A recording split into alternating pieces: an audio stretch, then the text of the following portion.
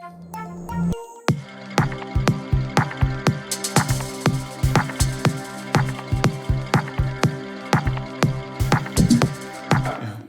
important, because through color you sometimes define the reflections, and the reflection is the way the car looks. So, and all the other brands have that as well. But we took a step further with the Sol Red Crystal, where we try to develop a color that has basically a high contrast. So the highlights are strong, the shadows are dark.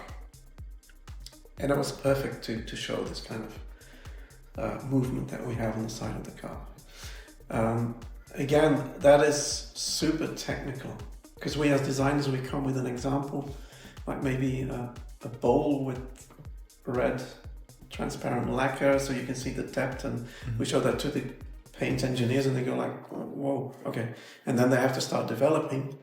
And luckily at Mazda, not just for paint, but for many things, we try to go beyond the standards development. And so also our paint engineers then try together with suppliers to develop a color that's unique, that takes more effort to paint. Also when you have to repair the car, it takes more effort, but still we noticed that the customers really want, for instance, the Sol Red Crystal.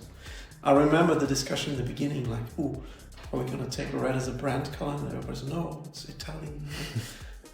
But it's also Japan. It's the flag, it's the lacquer in Japan. So, plus we made it really special, so it's really us. It made us very visible on the road. I remember also that we were saying, okay, we're going to have to force our dealers to have at least one red car in the dealership. We didn't realize that actually almost a third of our cars would be sold in red. We didn't know it was going to be so successful. Now that red is really beautiful. On the CX-80 might be a bit too much, so we developed a darker version. Okay.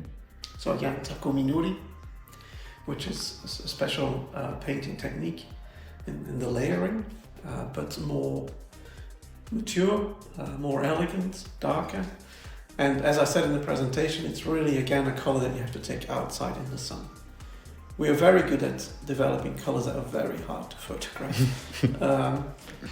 or to repair or whatever, but I think it's that next step that we have to put into the design, because it does influence how you perceive a car, the quality and the design. Every project starts globally. Everybody can do proposals from Europe, America and Japan, because most of the vehicles we sell are global cars, so they need to have a mixture of all tastes. It was the same with the CX-60 and the CX-80, but it's already 6-7 years ago that we had some input on exterior and interior. The development time was quite long because it was a completely new platform and everything was new. Plus we were combining 60, 80, 70 and 90, and we tried to make sure that economically it also makes sense, so we have some carryover parts that are coming back in each vehicle, so that was complicated. But these days, yeah, the development times are really shrinking, which is sometimes difficult because quality sometimes comes over time, even if you have a lot of experience. But we're trying to integrate more and more tools, digital tools, where we can make decisions quicker. So we are working with VR to look at proportions, for instance, because it's really quick.